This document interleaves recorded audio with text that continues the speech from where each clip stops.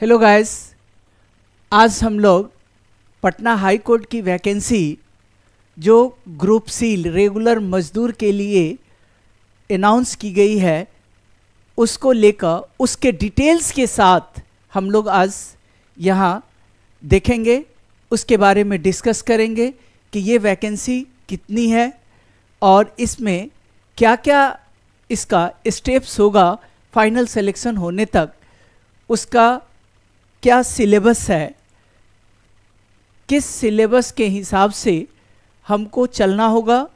तो ये सारी बातें हम लोग देखेंगे। इस पटना हाई कोर्ट 2025 की जो पहली वैकेंसी है ग्रुप सी रेगुलर मजदूर, तो इसमें पीटी और mains 100 marks, skill test 30 marks, interview 20 marks. तो देख रहे हैं यहाँ जो हेडिंग है परमानेंट भर्ती सिलेक्शन है और वो किस चीज़ का, रेगुलर मजदूर का। ठीक है, तो देखें ये जो एडवर्टाइजमेंट का ये जो निकला एडवर्टाइजमेंट नंबर दिया हुआ है, उसके साथ साथ ये 11 फैब का एडवर्टीजमेंट का जो डेट है 11 फैब है। Date of commencement of submission of online application 17 फरवरी है और इसका लास्ट डेट 18 मार्च है। Last date for making online fee payment, online fee payment करने का लास्ट डेट जो है वो 20 मार्च है और डेट ऑफ एग्ज़ाम अभी तक नहीं बताया गया, टू बी नोटिफाइड लेटर बाद में। तो तब तक आप इसकी तैयारी करते रहेंगे और ये हाई कोर्ट की वैकेंसी है, समय पर एग्ज़ाम लेगा ही। इसके बाद देखें online applications are invited from eligible candidates for direct recruitment against 171 fresh vacancy है। कितना है? 171। तो ये नंबर ऑफ सीट्स 171 है और ये जो पोस्ट है रेगुलर मजदूर ग्रुप सी पोस्ट है। 14,800 से लेकर 40,300 का ये इसका पे स्केल है, अच्छा स्केल है। और इसके साथ साथ इसमें अलाउंस वगैरह भी मिलेगा, वो जोड़ करके अब देखेंगे कि क्या होता है। तो सबसे पहले तो हम लोग को ये देखना है कि हमको जॉब कैसे मिल जाए। हाई कोर्ट का जॉब है, अच्छा है, वैसे भी एस्पिरेंट लाइव कोर्ट के जॉब के लिए नंबर 1 इंस्टीट्यूट के रूप में जाना जाता है। सिविल कोर्ट का अभी तक हम लोगों ने देखा, इसके बाद ये हाई कोर्ट का देख रहे हैं। तो हाई कोर्ट में सबसे पहले देखें कि मोड ऑफ सिलेक्शन इसका क्या होगा। तो मोड ऑफ सिलेक्शन में रिटन टेस्ट होगा, OMR बेस्ड MCQ टाइप होगा। ठीक है, MCQ type, OMR based MCQ यानी जो 4 ऑप्शंस दिए रहते हैं वो 4 ऑप्शन दिए रहेंगे, क्वेश्चंस रहेगा। उसके बाद है यानी ये रिटन टेस्ट है। इसके बाद आपका साइकिलिंग टेस्ट, साइकिल भी चलानी है। और थर्ड जो है इसको क्वालिफाई करने के बाद स्किल टेस्ट और इंटरव्यू है। यानी पहले तो रिटन टेस्ट, उसमें क्वालिफाई करेंगे तो साइकिलिंग टेस्ट, फिर क्वालिफाई करेंगे तो स्किल टेस्ट एंड इंटरव्यू। अब आगे देखिए, if the number of applicants is on the higher side, अगर ये ज़्यादा हो जाता है, there shall be a preliminary test, यानी पीटी भी होगा। कब? अगर नंबर ऑफ एप्लीकेंट ज़्यादा हो जाता, हो ही जाता है। आप लोग ये जानते हैं कि बेरोजगारी इतना ज़्यादा है कि अगर कोई भी वैकेंसी आती है तो तैयारी करने वाले भी ज़्यादा हो जाते हैं और एग्ज़ाम देने वाले भी ज़्यादा हो जाते हैं। तो ये शॉर्ट लिस्ट करेगा candidate for appearing at the written test, यानी पीटी में आपको छांटा जाएगा, उसका कुछ क्वालिफाइंग मार्क्स होगा, उसमें से निकलने के बाद आप रिटन टेस्ट में अपियर होंगे। अगला है all candidate who qualify the written test will first undergo a cycling test. यानी आप जब रिटन टेस्ट निकाल लेंगे तो उसके बाद आपका अगला स्टेप है cycling test. Only those who pass this initial cycling test, जो पास करेंगे इस साइकिलिंग टेस्ट में, will be considered for the skill test and interview. यानी स्किल टेस्ट और इंटरव्यू में कौन आएंगे? वही जो पहले रिटन टेस्ट के बाद साइकिलिंग टेस्ट, और वहाँ तक अगर निकाल लेते हैं तब जा कर के वो स्किल टेस्ट एंड इंटरव्यू। तो साइकिलिंग टेस्ट तो निकाल ही लेंगे, और एस्पिरेंट लाइफ पे जुड़े हुए हैं तो रिटन टेस्ट भी आपका निश्चित रूप से होगा। ठीक है, तो आगे देखें। लेकिन test will not be mandatory for the orthopaedically handicapped, यानी OH कैंडिडेट के लिए ये टेस्ट यानी साइकिलिंग टेस्ट जरूरी नहीं है। क्लियर? अब आगे देखें।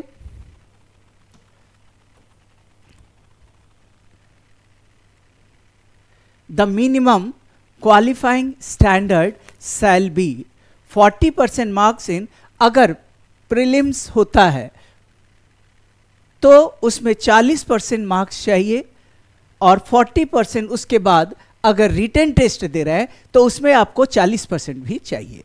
40% स्किल टेस्ट में भी चाहिए और 30% इन इंटरव्यू में चाहिए। तो समझ में आ रहा है क्या कि अगर पीटी होता है तो वहाँ भी 40%, रिटन टेस्ट में भी 40%, यानी अगर 100 मार्क्स का है तो 40। आगे हम लोग देखेंगे कि कितने मार्क्स का क्या होगा। 40% marks in skill test and 30% marks in interview. तो ये एस्पिरेंट लाइफ के टीम है।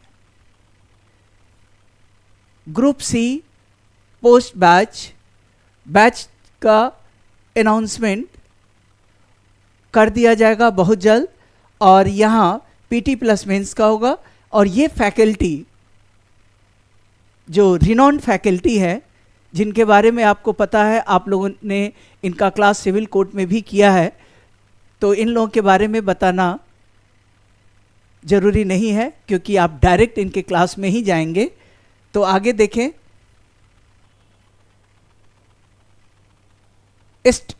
पीटी प्लस मेंस का आगे बढ़ते हैं तो स्टेज ऑफ एग्जामिनेशन क्या क्या है। अगर रिटेन टेस्ट है, यहाँ अभी प्रिलिमिनरी टेस्ट के बारे में नहीं दिया है, स्टार्ट करा रिटेन टेस्ट। फिर क्वेश्चन क्या कहा था, इसमें डायरेक्शन ये दिया हुआ था कि अगर नंबर ऑफ स्टूडेंट ज़्यादा होंगे तो पीटी होगा, नहीं तो डायरेक्ट रिटेन टेस्ट होगा। तो रिटेन टेस्ट में देखें,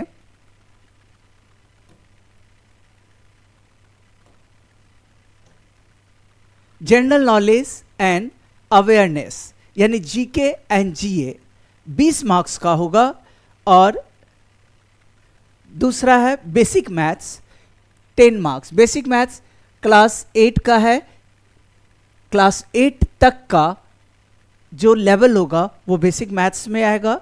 जनरल हिंदी 10 नंबर का है, जनरल इंग्लिश 10 नंबर का है।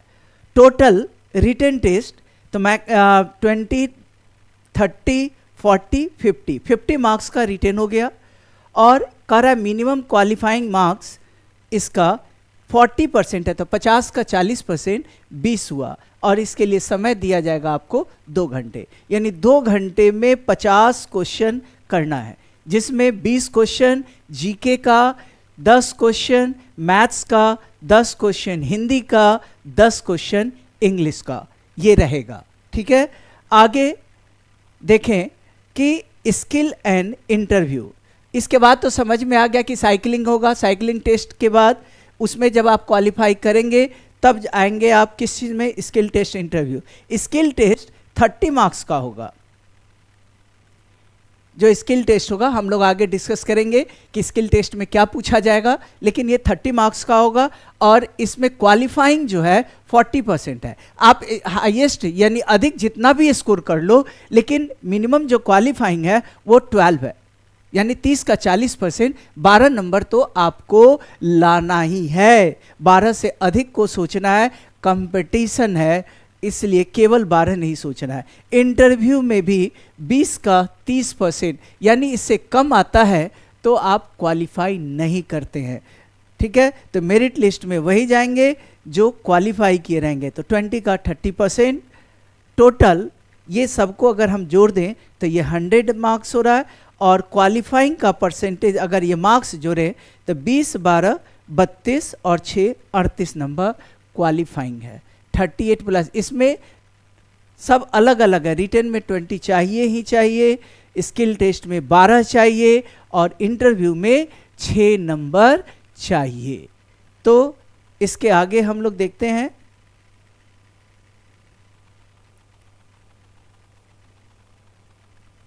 सिलेबस की बात करें। मैथ्स, जैसा आप जानते हैं मेरा नाम टीके सिन्हा, मैथ्स मैं ही पढ़ाऊंगा आपको, और जो मैथ्स होगा वो 0 लेवल से लेके चलना है। और यहाँ कह भी रहा है बेसिक मैथ्स, यानी एडवांस लेवल हाई लेवल नहीं पढ़ना है, बेसिक लेवल पढ़ना है। कौन कौन सा चीज़ है? तो नंबर सिस्टम है,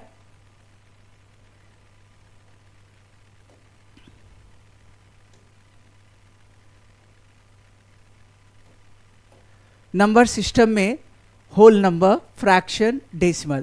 क्लियर नहीं लिखा है। नंबर सिस्टम मतलब कंप्लीट नंबर्स, केवल होल नंबर नहीं, सारा, या ऐसे कह दो होल नंबर मतलब पूर्ण संख्या, बट हम लोग को सारे नंबर्स पढ़ना है। फ्रैक्शन, फ्रैक्शन मतलब जो फ्रैक्शन वाले क्वेश्चंस होंगे, भिन्न वाले क्वेश्चन, वो भी पढ़ना है। डेसिमल वाला क्वेश्चन, तो डेसिमल में ही आपको रेकरिंग वगैरह भी आ जाएगा, डेसिमल वाले क्वेश्चंस को भी देखना है। तो ये पूर्ण संख्या, भिन्न और दशमलव। अगला है, ये तो था नंबर सिस्टम से, अगला है अर्थमेटिक से। तो अर्थमेटिक में परसेंटेज, तो परसेंटेज जैसे ही नाम आता है तो कुछ क्वेश्चन उसमें प्रॉफिट लॉस का भी आ जाता है। परसेंटेज प्रॉफिट लॉस उसी एक ही में आ जाता है। उसके बाद आपका है रेशियो एंड प्रोपोर्शन, यानी अनुपात समानुपात। तो अर्थमेटिक में 2 चैप्टर लिख रहा है, परसेंटेज, रेशियो एंड प्रोपोर्शन, लेकिन थोड़ा सा क्वेश्चन इधर उधर भी हम लोग देख सकते हैं। अगला है अलजेब्रा, बेसिक इक्वेशन और एक्सप्रेशन को, यानी जो छोटा छोटा लीनियर इक्वेशन या क्वाड्रेटिक इक्वेशन, छोटा छोटा जो होता है, बेसिक इक्वेशंस और एक्सपोनेंट्स वगैरह वाले क्वेश्चन, तो वो सब हम लोग देखेंगे। मूल समीकरण और व्यंजक। अगला है ज्योमेट्री, ज्योमेट्री में शेप, एंगल, बेसिक थ्योरम्स, यानी आकृति सब जो होगा, जैसे आकृति में आपका आ गया ट्रायंगल हो गया, त्रिभुज हो गया, क्वाड्रिलेटरल चतुर्भुज होगा, उसी में आपका आयत होगा, वर्ग होगा, ट्रैपेजियम, वो सब आकृति, कोण होगा, जितने भी एंगल है उससे रिलेटेड क्वेश्चन हो सकते हैं। कोण का थ्योरम होगा, उसको भी पढ़ना होगा।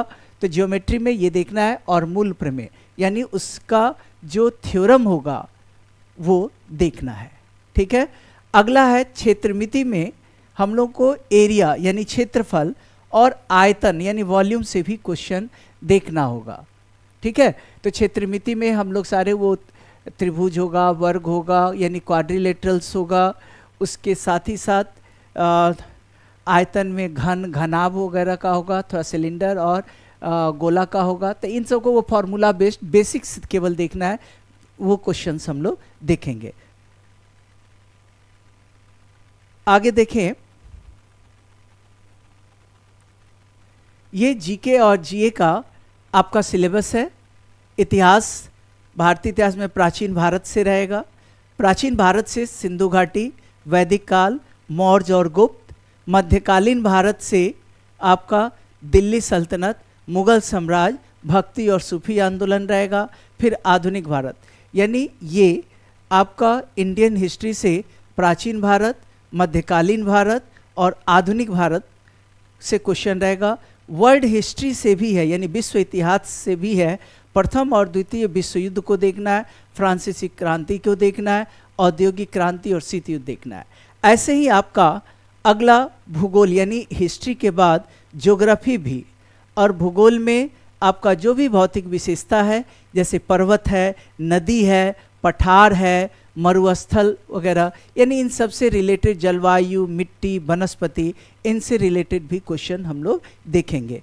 प्राकृतिक संसाधन, खनिज, वन, जल संसाधन। ऐसे ही फिर विश्व भूगोल। थर्ड है इसका भारतीय राज व्यवस्था और संविधान, यानी कॉन्स्टिट्यूशन को भी देखना है। कॉन्स्टिट्यूशन से क्वेश्चन रहेगा, संविधान की मूल बातें, सरकार का संरचना, जैसे विधायिका, कार्यपालिका, न्यायपालिका, ये होगा। मौलिक अधिकार, कर्तव्य, स्थानीय स्वशासन में पंचायती राज, नगर पालिका, कुछ महत्वपूर्ण अनुच्छेद देखना होगा, संशोधन देखना होगा। और चौथा इकोनॉमी यानी अर्थव्यवस्था से भी क्वेश्चन रहेगा। इसके बाद हिंदी से भी, ये हिंदी का आपका सिलेबस है। पुनरुक्ति शब्द, वाक्य निर्माण, संज्ञा विशेषण यानी व्याकरण से क्वेश्चन है, संज्ञा विशेषण, कारक, अनेकार्थी शब्द, विभक्ति, प्रत्यय, शब्द परिवार, संधि, समास, द्वंद्व, उपसर्ग, अनेक शब्दों के लिए एक शब्द या कुछ मुहावरा और समानार्थी शब्द। तो हिंदी के व्याकरण में ये सब रहेगा। इसके बारे में हम लोग क्लास में डिटेल्स में पढ़ेंगे। अगला है इंग्लिश। इंग्लिश में भी order of words, clauses, direct indirect speech, active and passive, यानी आपको 10 नंबर का हिंदी भी है, 10 नंबर का इंग्लिश भी है। तो एक्टिव और पैसिव तो रहेगा ही। टेंस है, नाउन है, pronoun, verb, adverb, preposition, conjunction, phrase, vocabulary, comprehension. तो ये सब सिलेबस हो गया आपका इंग्लिश का। तो इंग्लिश का जो क्लास चलेगा हम लोग का यहाँ कंप्लीट क्लास चलेगा। ये जीए, current affairs, general awareness, book authors, important days, awards, honours, abbreviation, country, capital, currency, यही चीज़ हिंदी में है। अब आता है लाइफ स्किल्स। तो life skills typically include communication skill. Communication skill क्या होता है?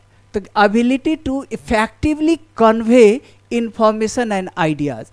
तो देखो यहाँ पे यानी आमतौर पर निम्नलिखित कौशल शामिल है। कम्युनिकेशन स्किल में जानकारी और विचार को प्रभावी ढंग से व्यक्त करने की, यानी आप जो बोल रहे हैं सामने वाला अच्छे से उसको समझ सके, तो वो प्रभावी ढंग से उसको व्यक्त करने की जो क्षमता है वो आपका आता है कम्युनिकेशन स्किल में। उसके बाद आता है प्रॉब्लम सॉल्विंग स्किल, यानी आपको अगर कोई प्रॉब्लम आ गया तो उसको कैसे सॉल्व करेंगे, है ना। जैसे समस्या को पहचान करेंगे क्या प्रॉब्लम है, उनके व्यवहारिक समाधान की मतलब समाधान कैसे खोजे उसकी क्षमता भी आप में होनी चाहिए। यानी ये प्रॉब्लम को सॉल्व करने का स्किल होना चाहिए। टीम वर्क यानी एक दूसरे के साथ मिल करके हमको कार्य करने की क्षमता होनी चाहिए। ये नहीं कि आपस में लड़ाई झगड़ा कर लिए और अकेले लेके चले, एकला चलो नहीं। टीम मैनेजमेंट, टीम के साथ काम करना है। टाइम मैनेजमेंट, समय का सही सदुपयोग करते हुए काम करना है, ये क्षमता भी होनी चाहिए। उसके बाद अडेप्टिबिलिटी, तो नए परिवर्तन या परिस्थिति के अनुसार, यानी सिचुएशन अगर चेंज होता है तो उस हिसाब से अपने आप को उस सिचुएशन में ढालने की भी क्षमता ये आप में होनी चाहिए। उसके बाद क्रिटिकल थिंकिंग है, यानी विश्लेषण कर सूचित, मतलब उसको परिस्थिति का विश्लेषण करिए और सूचित निर्णय लेने की क्षमता ये होनी चाहिए। इमोशनल इंटेलिजेंस, अपना और दूसरे की भावना को समझना होगा और प्रबंधित करना होगा। और last basic computer skill, computer और सामान्य सॉफ्टवेयर अनुप्रयोग का कुशलतापूर्वक, यानी कंप्यूटर हैंडलिंग भी आपको अच्छे से आना चाहिए। तो ये हो गया कि स्किल्स में क्या क्या रहेगा। तो ये सारा स्किल पे आपको जो टेस्ट लिया जाएगा इनसे रिलेटेड क्वेश्चंस पूछे जाएंगे, वो क्लास में हम लोग डिटेल्स में पढ़ेंगे। ये वो एक आपको पाई ग्राफ के द्वारा भी दिखाया गया है। इसको life skill, self awareness, empathy, critical thinking, creative thinking, decision making, problem solving, effective communication, interpersonal relationship, कॉपिंग with stress, कॉपिंग with emotions. तो ये यहाँ पे एक पाई ग्राफ बना करके दिखाया गया है। अब आता है कि अगर पीटी होता है तो, यानी नंबर ऑफ स्टूडेंट बढ़ गए और पीटी होता है तो सिलेबस क्या होगा। तो वो दिया है कि अगर पीटी होता है तो general questions from the curriculum up to class 8, यानी क्लास 8 तक का आपको कॉन्सेप्ट होना चाहिए। जैसे क्लास 8 तक का जो सिलेबस है उसको ध्यान में रखना होगा। जैसे तो आप मैथ्स का यहाँ तैयारी तो करेंगे ही, तो उससे मैथ्स का काम हो जाएगा। आप जीके जीएस की तैयारी करेंगे ही तो उससे उसका भी काम हो जाएगा। तो हम लोग पीटी प्लस मेंस दोनों को टारगेट रखते हुए तैयारी करेंगे, ठीक है। तो इसमें 60 नंबर जो होगा वो general questions from the curriculum up to class 8 और 40 मार्क्स का जो होगा वो general questions from knowledge of life skill. अभी लाइफ स्किल दिखा, उससे रिलेटेड 40 क्वेश्चन, डिसीजन मेकिंग वगैरह इसमें आएगा। तो ये टोटल 100 में क्वालिफाइंग कितना है 40। इसके लिए भी समय आपको क्या दिया जाएगा 2 घंटे। और ये आपकी टीम है, यहाँ भी टीम मैनेजमेंट है। ये टीम है जो लोग आपको सिलेबस कवर अप कराएंगे और आपको जॉब दिलाएंगे। आप एक विश्वास के साथ एस्पिरेंट लाइफ के साथ जुड़ेंगे कि आपका सिलेक्शन तो होगा ही, ठीक है। तो ये all subject PT plus mains. अगर टेलीग्राम चैनल को ज्वाइन नहीं किया है तो डाउनलोड कर लेंगे एस्पिरेंट्स लाइव एप्लीकेशन को। उसके बाद इंक्वायरी किसी भी तरह का है तो इस नंबर पे आप इंक्वायरी कर सकते हैं। मे बी कि तुरंत आपको रिप्लाई ना मिले, लेकिन आपको बाद में ही सही मैसेज का रिप्लाई मिलेगा ही, ठीक है। तो फिर से एक बार इस नई वैकेंसी यानी हाई कोर्ट की वैकेंसी के लिए आप सब तैयार हो जाएंगे, ठीक है। और जॉब तो मिलेगा ही। जैसे ही आपका कमिटमेंट होगा कि हमको जॉब लेना है तो एस्पिरेंट लाइव आपके साथ है। Thank you.